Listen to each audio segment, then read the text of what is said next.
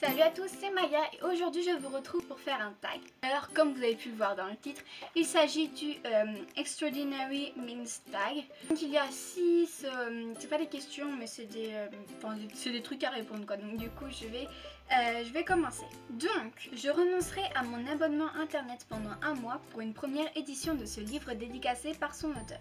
Alors j'ai cherché pendant assez longtemps en fait dans ma bibliothèque pour savoir quel livre vous présenter. Et j'ai pas réussi à faire un choix en fait entre ces trois livres parce que pour moi c'est des livres qui peuvent pas être dédicacés de nos jours vu que les auteurs sont morts. Donc j'aimerais vraiment avoir la première édition de ces livres parce que j'adore depuis très longtemps ces histoires en fait. Et donc je vais vous montrer tout de suite. Donc il y en a trois. Il s'agit de Cosette de Victor Hugo que j'ai sous ces éditions là en fait. Donc Cosette tirée des Misérables il me semble. Mais franchement j'ai adoré Cosette en fait, je l'ai lu je sais pas combien de fois en fait. J'ai vraiment adoré l'histoire de Cosette, j'aime vraiment tout en fait. Et donc du coup j'aimerais vraiment l'avoir en première édition et dédicacée par Victor Hugo, ce serait génial.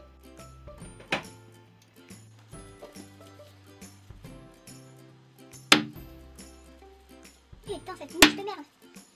Et ensuite les deux autres livres, donc il s'agit des Malheurs de Sophie et des Petites filles modèles. Donc en fait ce sont des livres aussi que j'ai lus il y a très longtemps. Quand j'étais petite en fait c'était les livres que je lisais tout le temps, que je relisais tout le temps. D'ailleurs on voit bien qu'ils sont un peu sales en fait, ils ont un peu vécu mais voilà. Je les avais pas achetés neufs et à mon avis je les ai achetés dans une brocante ou quelque chose comme ça, mais j'aimerais vraiment les avoir dédicacés par la comtesse de Ségur, parce que c'est quelque chose que j'ai toujours adoré. Les Malheurs de Sophie, je l'ai lu je ne sais pas combien de fois, franchement, voilà, c'est toujours des petites histoires. Et puis, je voulais pas non plus trouver un livre contemporain, ni un livre de nos jours, quoi, qu'on peut vraiment faire dédicacer par l'auteur si on le rencontre, mais quelque chose d'impossible. Parce que évidemment l'auteur n'est plus de ce monde. Ensuite, je renoncerai aux pizzas pendant un an si je pouvais être assise aux côtés de cet auteur pendant un vol longue distance. Et là j'étais obligée parce que franchement c'est mon livre préféré de tous les temps. Si vous me connaissez vous allez savoir qu'est-ce que je vais sortir. Franchement c'est mon auteur favori. Enfin, c'est une trilogie que j'aime énormément, que je me pose toujours plein de questions. Et si je pouvais être assise à côté de cet auteur, et je poserais des milliers de questions sur le livre, ça c'est sûr. Et franchement ce serait vraiment génial. Et donc il s'agit de Kersinger qui a écrit Rouge Rubis, Bleu Saphir et Vert Émeraude, qui sont mes chouchous depuis pas mal d'années maintenant en fait. Depuis qu'ils sont sortis en français, j'ai lu Rouge Rubis dès sa sortie en fait. Mais c'est mes chouchous quoi, donc j'aimerais tellement poser plein de questions à Kersinger, donc voilà. Ensuite je me coltinerai des milliers d'heures de pub si cela assurait l'adaptation cinématographique de ce livre par Hollywood. Et là c'est un livre que j'ai lu il y a même pas une semaine en fait, c'est tout nouveau dans ma tête en fait. C'est une histoire mais ça m'a j'y pense encore maintenant même si je passais un autre livre hein. Franchement limite j'en rêve la nuit quoi. Ce livre il m'a retourné la tête, c'est vraiment quelque chose de dingue. Je pense même que je vais acheter l'édition originale en VO en anglais parce que j'aime pas tellement la couverture française, j'ai trop envie de le lire en anglais. Enfin, j'étais tellement accrochée à l'histoire quoi et ça m'a fait du mal quand j'ai quitté le livre. Et il s'agit de Red Queen de Victoria Aveyard, donc dans les éditions MSK. J'imaginais en fait tellement les scènes, je vois tellement ce livre en film. Enfin, j'espère vraiment qu'un jour ils vont le transformer en film parce que pour moi ce serait le bonheur. J'adore tellement l'histoire, je suis tellement pressée que le tome 2 sorte en fait. Je me suis restée sur le cul en fait à la fin parce que je m'attendais pas à ça du tout. Enfin, c'est vraiment un truc que j'adore, c'est quand ça me surprend. Pas quand en fait, il y a des livres où je devine en fait ce qui va se passer, et puis quand le truc se passe, je suis pas surprise quoi. Mais là, ça m'a surpris, jamais je soupçonnais ce qui allait se passer quoi. Donc du coup, j'ai vraiment adoré l'histoire. Le monde en fait, j'adore tout, j'adore les rouges, j'adore les argents, enfin. Je vous en parlerai sûrement peut-être dans une vidéo review ou je vous en parlerai dans mon avis de lecture du mois de juillet, voilà. Ensuite, je ne lirai plus jamais de nouveaux livres si je pouvais vivre dans le monde de celui-ci. Là, j'ai pas fait du tout dans l'original parce que je ne voyais pas quel autre livre mettre.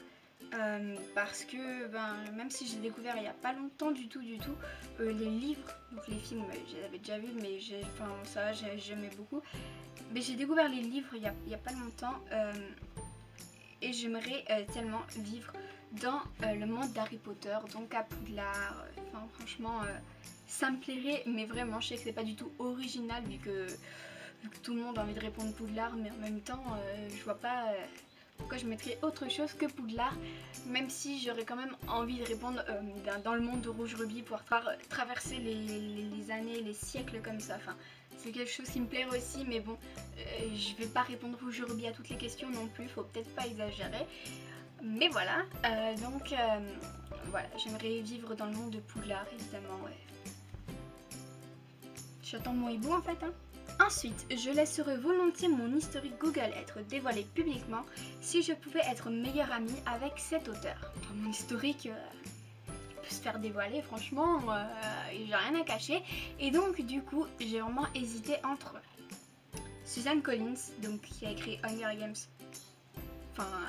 Elle a tellement d'imagination quoi. Ou aussi entre Veronica Ross, donc qui a écrit Divergente, qui a aussi tellement d'imagination et de ressources. Mais j'ai décidé que ce ne serait ni Suzanne Collins ni Veronica Ross, mais Sophie Kinsella. Ça n'a rien à voir, elle n'écrit pas de la science-fiction, elle n'écrit pas de la dystopie non plus. Mais je sais pas, j'adore ses livres en fait, elle me fait toujours rigoler, donc du coup c'est avec un grand plaisir que je serai sa meilleure amie, même si elle est un peu plus vieille que moi, mais je dois dire Veronica Ross aussi parce qu'elle est assez jeune. Ou alors Anatole, elle est assez jeune aussi. Donc par exemple Sophie Kinsella, Une maison de rêve, voilà.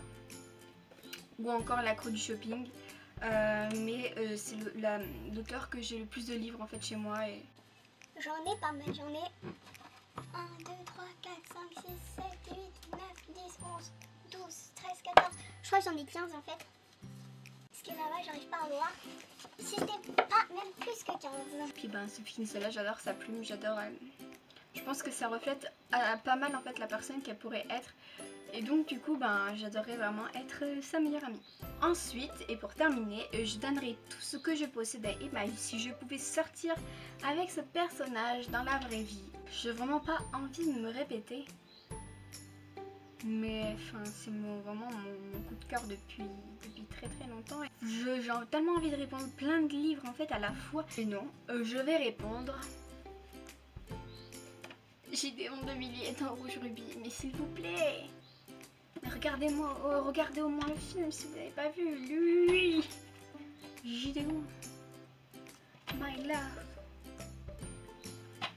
Franchement, c'est mon amour de toujours, Gideon, Rouge Rubis. Je peux pas mettre quelqu'un d'autre, ce serait le trahir, donc du coup, je suis obligée. Gideon. Je peux aussi chercher en quelqu'un d'autre. Je mettrais Bardeen, impossible. Je pourrais mettre Christian Grey. Non.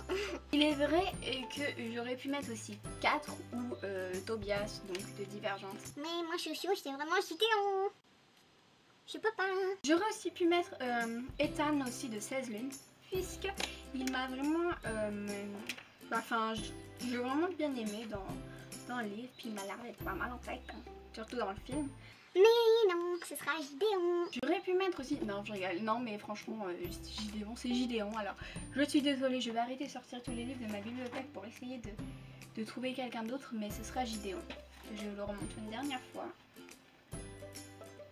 Et s'il vous plaît, si vous ne connaissez pas Rouge Rubis, lisez-le ou au moins regardez le film. Donc voilà, ce tag est maintenant terminé. Il est vrai que j'aurais pu répondre Rouge Rubis ou Kerstinger ou Gideon ou tout ce qui se rapporte à Rouge Rubis dans toutes les réponses en fait. Sauf pour celui du film, vu que le film est déjà adapté et ça a été vraiment quelque chose pour moi en fait. J'ai vraiment été la plus heureuse du monde dès que j'ai vu ça. Bon, maintenant il ne reste plus que le dernier à sortir et à se faire adapter en film, donc Vert Émeraude qui sortira en 2016, donc ça fait un peu pas mal de temps, je crois que ce sera en avril 2016, un peu dans longtemps, mais bon, au pire j'ai le temps de relire toute la trilogie pour être au taquet. Donc pour résumer, ce tag n'est pas centré sur Rouge Rubis, mais ça aurait pu, mais voilà, donc dites-moi ce que vous aurez répondu au questions. Si vous avez fait le tag sur votre blog, sur votre chaîne YouTube, partagez-moi le lien.